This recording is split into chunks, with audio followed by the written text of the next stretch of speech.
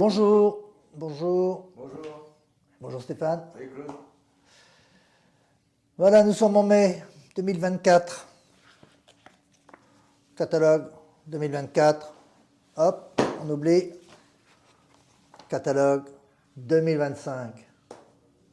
Bleu, magnifique. Voilà, regardez, vous avez vu hein, toutes ces petites fleurs. Les petites fleurs, ce sont celles que vous avez semées hein, et que vous allez nous montrer pendant le congrès de Saint-Malo. Parce qu'évidemment, notre catalogue commence avec le congrès de Saint-Malo. Vous êtes déjà nombreux à être inscrits, hein, peut-être tous d'ailleurs, mais il nous reste quelques places, mais ça se remplit très très vite le congrès. Tu seras là, Stéphane? Je serai là. De quoi tu vas parler? Moi, je vais vous présenter une vidéo sur une hypnose en famille. Ah. Parce qu'il y a des gens qui n'osent pas trop faire de l'hypnose à un groupe. Ou à une Oui, oui, famille oui, entière. oui, oui, oui. Et puis on y reviendra tout à l'heure, tiens, à propos des enfants. Donc le congrès, les ateliers, vous connaissez déjà le congrès. On va s'y retrouver, on va passer 3 voire 4 jours ensemble. Dans la bonne humeur, avec voilà, des ateliers, des conférences toujours aussi magnifiques les unes que les autres. Donc ça c'est très bientôt. Hein. Et puis, nouveauté. Je tourne la page, nouveauté. Nouveauté, vous voyez bien? Un congrès en ligne. Un congrès en ligne. Alors, ça va nous faire une 3e série de congrès pour Émergence. Saint-Malo, depuis 25 ans, les congrès hypnose et douleur. À Paris, on a commencé une série de congrès, il y en aura un autre, mais on en parlera plus tard, autour d'hypnose et santé, donc plus large que le champ de la douleur. Et puis les congrès en ligne, le premier, donc c'est le 18 octobre, hein, cette année, dans quelques mois. Eh bien, on va parler à ce moment-là de l'art de prendre soin. Ce sera là, en fait, le titre un peu de ces différents ateliers en ligne. Et le premier va s'appelle déjà Savoir et créativité. Donc on aura 2 grandes conférences, 8 ateliers, vous pourrez en choisir 4. Le programme complet vous sera communiqué un peu plus tard. Il n'est pas tout à fait complet. Voilà, il est à finaliser. C'est aussi intéressant et important parce que ce congrès en ligne, il est en collaboration avec 2 instituts avec lesquels on travaille de différentes manières depuis des années. En particulier, par exemple, pour l'annuaire Hypnosanté. C'est l'Institut de Toulouse, IMETO, et l'Institut de Lyon, l'Institut Milton Erickson de Lyon. Voilà, Savoir et créativité, 18 octobre. Voilà, ce magnifique, je redis, magnifique catalogue est bourré de nouveautés. On va vous en présenter quelques-unes. Ah oui, et puis il faut aussi évoquer les pré-congrès quand même du congrès de Saint-Malo. Eh oui, les pré-congrès. Je ne sais pas si vous savez, mais Madi Fati va revenir. Ouais. Notre cher collègue d'Iran. Malgré les difficultés qu'il y a actuellement, nous sommes en train toujours de batailler pour son visa. Ouais. Vu les remous qui se situent dans leur pays actuellement. Et puis il y a aussi les autres collègues qui vont présenter, tous des conférenciers de grande qualité. Puis on aura la chance d'avoir Teresa Robles qui revient aussi pour fêter quelque chose avec nous. Ah oui, il y aura une grande fête le dernier jour du congrès. Mais là, Peut-être. c'est un secret. C'est un secret. On y va. Eh bien moi, j'ai envie de, comme nouveauté, elle est pour le printemps 2025. Je crois que c'est en mars, mais vous trouverez ça dans le catalogue, hein, toutes les dates et les informations, vous savez ça. Mais j'ai envie de parler d'abord de celle-là parce que c'était quelque chose qui était aussi rêvé depuis pas mal d'années. Et c'est une formation spécifique d'hypnose en pédiatrie. Hypnose pour les enfants, donc dans plein de domaines de leur vie, de leur santé, de leur développement, leur épanouissement, leur vie de famille, leur vie scolaire, enfin bref, tout ça. Et c'est vraiment super parce qu'on a créé un lien avec peut-être le plus grand hôpital pour enfants en France, qui est à Nice, qui s'appelle l'hôpital Lanval. Et cette formation d'hypnose en pédiatrie va se dérouler à Nice. Donc, les gens de toute la France, bien sûr, pourront venir à cette formation. Mais c'est vraiment un challenge super. Et cet hôpital Lanval a comme projet de développer un pôle hypnose, on va dire quoi, de renommée nationale, voire internationale, dans le secteur de la pédiatrie. Donc, c'est super, c'est magnifique. Et nous remercions aussi les personnels de la Fondation Lanval, et notamment aussi leur directeur, qui est un ancien breton, Ouais. qui a emmené et exporté l'hypnose avec lui en nous quittant, et qui a pensé à nous, et qui a bien voulu nous proposer ce partenariat de collaboration, avec notamment un formateur qui était déjà en passe de venir chez nous, Gilles Brézac, qu'on salue, et à qui on souhaite un bon rétablissement, pour qu'il nous retrouve assez vite. Ouais, hein. Donc ça fait partie des pépites qui, voilà, on en rêve, on sème des graines, et puis un jour ça pousse, et puis un jour ça fait des fruits, et puis un jour on n'a plus qu'à les déguster. Un autre projet qui n'est pas complètement nouveau, mais que j'ai vraiment très très envie d'en parler, puis ça tombe bien puisque Stéphane est le maître d'œuvre de ce projet, c'est l'hypnose en santé mentale. Oui, cette année on a fait la première promo. C'était un peu un défi qui s'est co-construit avec les participants. On a eu une douzaine de personnes cette année. Là, je suis en plein module 3. On a fini la journée aujourd'hui et il y a l'autre journée demain. Ouais. C'est vraiment un groupe fantastique, y compris avec certains de nos formateurs qui sont venus réapprendre certaines techniques, en particulier sur les troubles de la santé mentale, un peu plus détaillés. Vous voyez, parce que la plupart des formations en hypnothérapie que vous avez déjà faites ont abordé l'hypnose et ses grands fondements. Et là, on aborde un peu plus dans les détails, trouble par trouble, que ce soit les troubles anxieux, les troubles dépressifs, les troubles schizophréniques, les troubles de la personnalité, la suicidalité, l'agressivité, les troubles du comportement. Comment la communication, l'hypnose, la relation permet finalement d'apaiser les malades. Avec évidemment aussi une mise à jour des derniers articles sur le sujet. Et on s'est dit, notre collègue Amélie voulait proposer dans quelques semaines, peut-être pour le module 4 au mois de juillet, un live où une partie de la formation serait rediffusée sur YouTube, que vous pourriez assister. Et notamment, j'ai pensé à quelque chose qui serait vraiment sympa, de demander aux participants quel message ils auraient à transmettre aux participants de la promo 2025. Ouais. Je sais qu'il y a quelques personnes qui m'ont déjà contacté intéressées pour s'inscrire à la promo 2025. Et ben, j'aimerais bien que ceux de la promo de cette année leur envoient un petit message porteur d'espoir et de travail, parce que bon, on travaille tous les deux comme psychiatres, c'est pas toujours facile tous les jours, et c'est parmi les épidémiologies qui augmentent le plus, énormément de troubles en santé mentale, et quel que soit votre métier, à un moment ou à un autre, chaque semaine, vous êtes confronté à des gens qui ont des problèmes. Ah oui, parce que c'est peut-être un peu une surprise que tu puisses accueillir des professionnels dans tous les domaines de la santé. On va traiter de sujets du domaine de la santé mentale qu'on retrouve aussi bien qu'on soit en médecine générale. Des gens formés en hypnose quand même au départ. Hein. Ah, il vaut mieux des gens. On a eu la question au début. On a dans le groupe des personnes qui sont débutantes aussi, et elles sont mises à jour rapidement. Mais j'avoue que c'est un peu plus facile pour ceux qui ne sont pas débutants. Bon ben voilà, tu vas redémarrer ça là aussi au printemps 2025. Hein. C'est quoi, oui. Mars ou avril. Hein. Toujours pareil, les infos précises sont dans le catalogue. Et puis je vais vous dire quelques mots aussi d'une formation qu'on fait déjà depuis pas mal d'années, mais qu'on a fait évoluer cette année, puisqu'elle s'appelle Hypnose en médecine générale et soins infirmiers.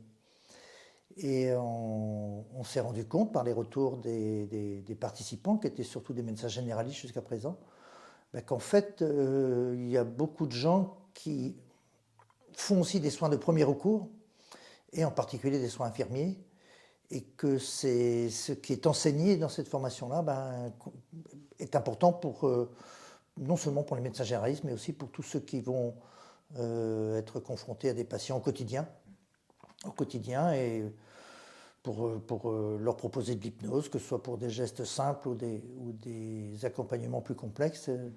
Donc c'est une belle évolution, ça aussi. Là, on est dans l'évolution, on n'est pas dans la création, mais c'est tellement important de faire évoluer les choses en fonction des nécessités de santé publique à un moment donné. Donc voilà, super. Ça démarre très tôt, hein, ça démarre bientôt, en septembre 2024. Voilà pour 3 grandes formations. Les congrès...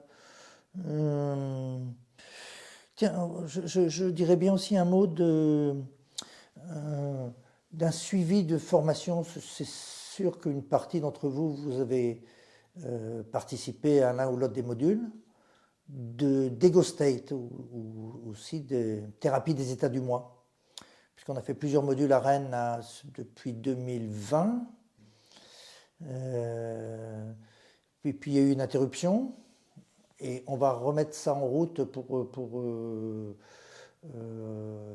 perfectionner, voilà, pour être plus à l'aise dans ce travail-là qui a vraiment beaucoup impressionné et intéressé et pratiqué par les gens qui sont venus. Alors il y a 2 grandes choses à savoir. D'une part, il y aura 3 jours donc d'Ego State Therapy qui seront cette année animés par une amie suédoise qui s'appelle Susanna Carolsson, qui est psychologue en Suède et que je connais bien depuis que j'ai eu ce parcours au niveau européen et international. Et c'est Stéphane qui a repris contact avec elle. Et je crois que tu vas faire une visio, c'est ça?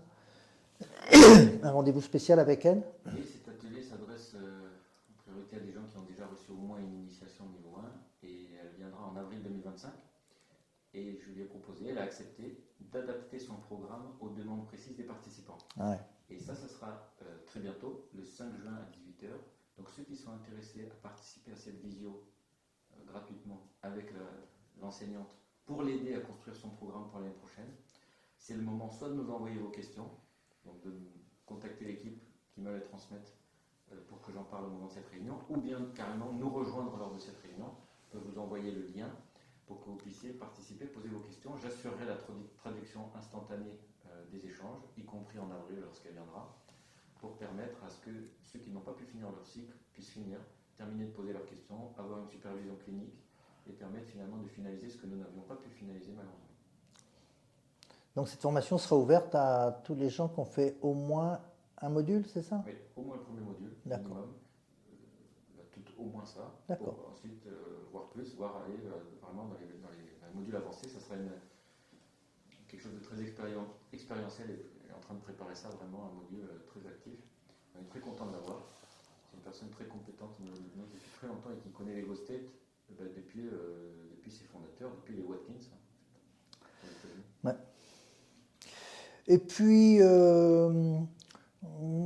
quelques ateliers ou quelques formations là qui sont on va dire plus compactes et des nouveautés. J'ai juste envie de vous parler des nouveautés parce qu'il y a beaucoup de choses que vous connaissez déjà dans le catalogue, mais histoire d'attirer votre œil plus particulièrement vers certaines formations. Je crois que c'est en novembre. On va avoir une journée sur communication et casque de réalité virtuelle. Alors là, on est dans la modernité. Vous savez que le recours au casque de réalité virtuelle se développe avec bonheur parfois et avec quelques petits soucis d'autres fois, et en particulier parce que dans certains endroits ou dans certains moments, ce casque de réalité virtuelle a tendance à se substituer à la relation humaine. Or, ce n'est pas l'objectif.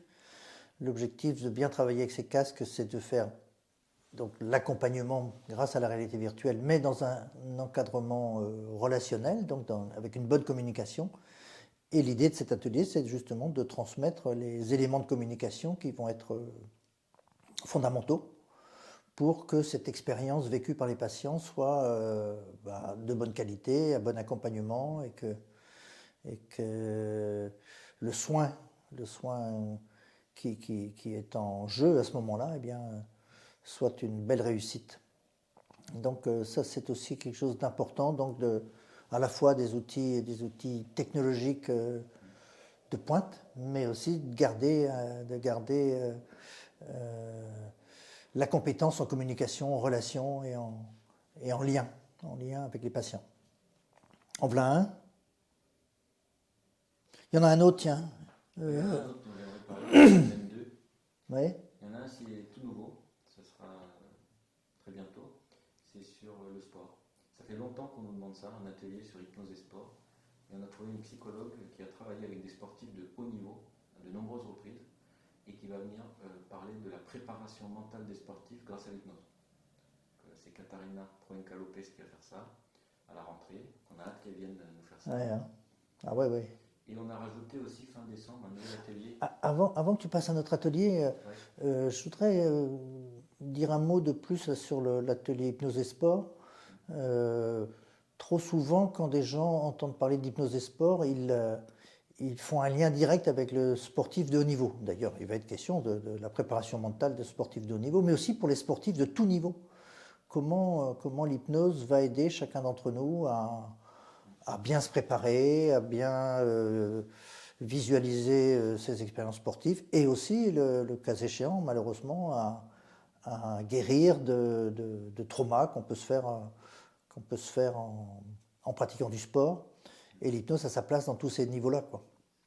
Donc c'est préparation mentale de sportifs de haut niveau, mais aussi préparation mentale et corporelle on va dire, de sportifs de petit niveau ou de plus petit niveau. Voilà pour le sport. Mais je crois que tu vas faire un atelier aussi en fin d'année. Oui, je voulais rajouter qu'il reste quelques places pour un atelier en fin d'année sur les troubles psychosomatiques et les signaux idomoteurs. C'est une assez ancienne technique qui n'est pas très bien connue en France. Ah non, non, non. Qui a été développée juste après la Deuxième Guerre mondiale aux États-Unis, que j'ai apprise là-bas. Et que j'ai mis longtemps à développer aussi ma propre pratique. C'est parce que parfois, quand on apprend une technique, on a envie de l'enseigner comme les maîtres nous l'ont enseigné. Mais c'est important, je trouve, de se l'approprier. Et maintenant que ça fait 10 ans que je pratique ça, j'ai envie, on a démarré ça l'année dernière avec la cousinade brestoise que je salue. Une première session qui va aboutir maintenant à une session en décembre à Rennes et puis l'année prochaine à Paris, un an plus tard, sur cette technique des signaux idomoteurs spécifiquement appliqués aux troubles psychosomatiques qu'on a parfois du mal à soigner. Vous savez, les symptômes physiques à examen complémentaire normaux, les douleurs chroniques qui ne répondent à aucun traitement, les symptômes parfois immunoallergiques ou inflammatoires, mais qui en fait ne répondent pas très bien aux médicaments. Et dans certains cas, on se rend compte qu'il y a des facteurs émotionnels impliqués. Et cette technique-là, elle est spécifiquement ciblée sur le traitement corporel des facteurs émotionnels des troubles psychosomatiques. Donc, comme il reste quelques places, je vous invite à vous inscrire assez rapidement. Et puis, pour ceux qui ne peuvent pas la faire cette année, il y aura l'année prochaine à Paris. Ouais, c'est vrai que c'est une technique dont j'avais entendu parler, moi, quand j'ai commencé ma formation en 86, mais personne, elle avait été évoquée, mais personne ne se l'était appropriée. Voilà. Et c'est un illustre maître américain qui s'appelle Dabney Wynne qui l'a transmise à Stéphane. Et d'ailleurs, certains d'entre vous ont peut-être connaissance d'un magnifique petit bouquin écrit par Dabney Wynne, qui a été traduit par Émergence, et qui s'appelle « 101 choses que j'aurais aimé savoir avant de pratiquer l'hypnose ». Ouais. Et ben c'est 101 petites choses qui sont des merveilles, 101 petites merveilles. Donc c'est vraiment très sympa ce bouquin-là.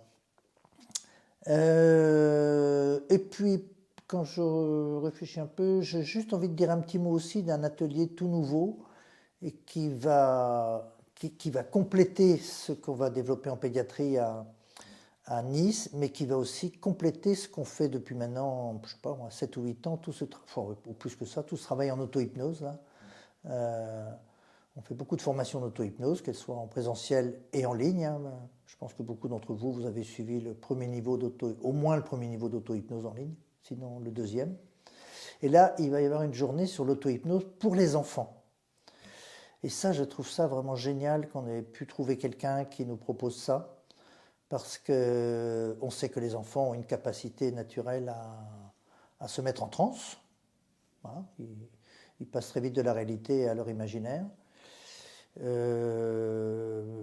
de là l'utiliser de manière structurée lorsqu'ils sont en difficulté, c'est encore une autre paire de manches. Et puis Pascal Chamy, puisque c'est d'elle dont il s'agit, va aussi vous apprendre à, en quelque sorte, transmettre des compétences d'auto-hypnose à l'ensemble d'une famille.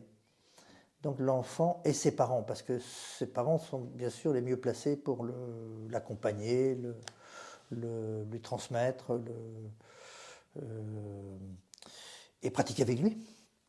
Donc ça c'est super aussi, l'enfant et sa famille, ce sera au mois d'octobre peut-être, octobre, novembre, j'ai dû marquer ça quelque part, octobre. Oui, l'hypnose et sport c'est septembre, l'auto-hypnose chez les enfants c'est en octobre et l'atelier de Stéphane sur les signaux idéomoteurs, en décembre. Voilà les grands points que j'avais envie de vous transmettre. Et puis évidemment le catalogue, là on a parlé de 10% du catalogue, de 20%. Il y a des trucs qu'on n'a pas le temps d'aborder maintenant. Non, mais on en parlera plus tard. Un peu plus tard, mais bon, disons qu'il y a des grands thèmes à venir. Il y a des grands thèmes à venir On essaye toujours d'innover quand même. Chaque année, on fait appel à des nouvelles personnes, de nouveaux intervenants, à des thèmes qu'on n'a pas vus depuis longtemps, comme la réanimation, comme l'endométriose. Vous voyez, de temps en temps, vous allez voir, allez consulter. On fait beaucoup d'efforts, on sollicite beaucoup nos formateurs, on sollicite beaucoup parfois aussi des intervenants extérieurs pour venir partager leur expertise sur un domaine dont on n'a pas trop parlé ou dont on n'a même jamais parlé. Par exemple, la maltraitance infantile, on aura un atelier sur comment on accueille un enfant qui a été victime de violence. C'est une des nouveautés 2025. Donc allez regarder un peu parce qu'on a invité un certain nombre de personnes et on refera probablement une vidéo plus détaillée sur tout ce qui nous attend en 2025. Oui, sûrement, oui. Donc voilà déjà de quoi vous occuper un petit peu et à plonger dans ce catalogue, dans cet océan de fleurs. Allez, à très bientôt.